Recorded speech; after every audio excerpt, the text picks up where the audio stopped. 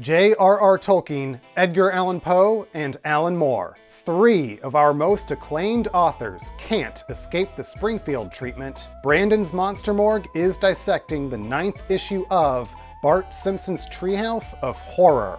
The front cover paints the classic image of Homer choking Bart, but it looks a little off. Homer has grown tentacles where his arms should be, all the better for stronger strangles, and Bart has 3 eyes bugging out of his head. Gather your fellowship for the journey into our first story, Ring Around the Simpsons, written by Ian Boothby. The Eye of Sauron commands the wizard Saruman the White to call upon forces beyond their own world in order to stop the Fellowship of the Ring. You guessed it, this is The Simpsons in Middle-earth. The family joins the Fellowship on their quest, despite Gandalf sensing much evil within Bart. Bart annoys Gandalf with useless suggestions of how to destroy the ring. Homer gets in the way of Gandalf, vanquishing some foes, resulting in the loss of Gimli and Legolas. Homer sneaks away with the ring, and during his visions, offs 3 or 4 hobbits. While Gandalf is dropping subtle hints to the Simpsons that maybe they aren't welcome, a troll attacks, and various other enemies give chase. Homer extinguishes the mighty Balrog before sending Gandalf to his doom. It's only Frodo and the Simpsons left to carry the ring to its destruction. Before continuing their journey, they make a dig at the animated Lord of the Rings. They reach the fearful Eye of Sauron. Luckily, Marge always carries some eye drops with her. Can't get enough Edgar Allan Poe? Try our next story, The Cask of Amontillado, by returning writer Paul Dini. Moe has had it with Homer, his unpaid bar tabs, and constant insults. He vows revenge against the oaf. That night at the carnival, Moe approaches Homer and lures him to his basement under the false pretense of inspecting some potentially counterfeit Amontillado. As the barkeep descends with his soon-to-be victim, the two pass by a captive, Dr. Marvin Monroe, under a pendulum, of course. Moe knocks Homer out cold, chains him up, and starts walling him off in the dungeon, next to a corpseified Barney.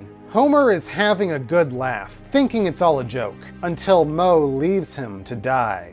Luckily for Homer, it was all a ruse, to scare him into paying his tab. All is forgiven, at least financially. Moe is still unhappy with Homer's insults. Would Alan Moore approve of a Simpsons parody of one of his most famous works? It's From Hell and Back, or The Truer Story of Jack the Ripper by Gary Spencer Millage. It's London, 1888. Quimby marries Lurleen, despite Skinner's objections. 4 of the bride's friends have their own opinions as well. At the Stonecutters' headquarters, Skinner informs number 1 of Quimby's latest marriage. To avoid a bigamy scandal, all witnesses to the marriage must be taken care of.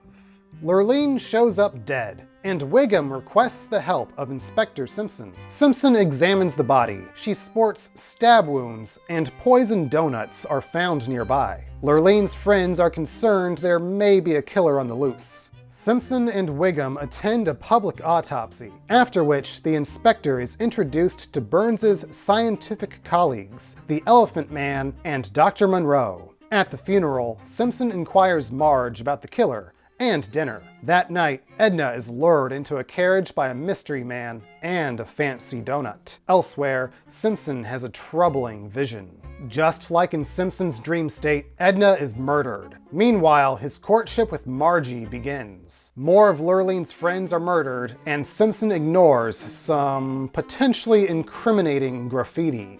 Wiggum convinces our dim-witted detective to see Mr. Burns, expert of bodily mutilation. On his way, Inspector Simpson gives Marge some money so she can go into hiding until this is all over. Mr. Burns outright tells Simpson his motivation, but other distractions get in the way of justice. Burns is ready to kill Margie, but she has already left town. Doris will have to do. The murders are over. Burns is congratulated for offing the witnesses who could embarrass Quimby. Almost. Simpson joins Margie in hiding at a solitary cottage by the Irish Sea, having left a forwarding address for Burns to find. Back cover artwork has returned with an ode to one of the scariest movies of the 1960s, Rosemary's Baby. Instead, we get Margie's Baby. Are we really surprised that Bart is the spawn of Satan? We have our standard trio of Treehouse tales in this issue. Ring Around the Simpsons looks beautiful. Illustrations worthy of their own edition for The Lord of the Rings. If they weren't inhabited by the Simpsons family, that is. This was clearly written by somebody who had some gripes with Middle-earth.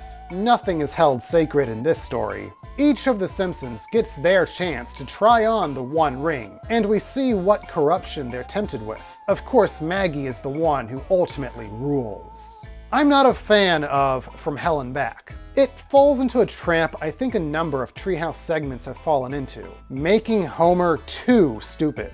I know he is far from the smartest person in the world, but sometimes the shortened format of the holiday specials takes the Homer stereotype too far. I've never read Alan Moore's graphic novel, but am familiar with the art style. This story really does feel like The Simpsons blended with Eddie Campbell's art. Moore is known for despising the screen adaptations of his work. So what did he think of this unofficial paper adaptation? Well, the writer did eventually do a guest spot on the show, so...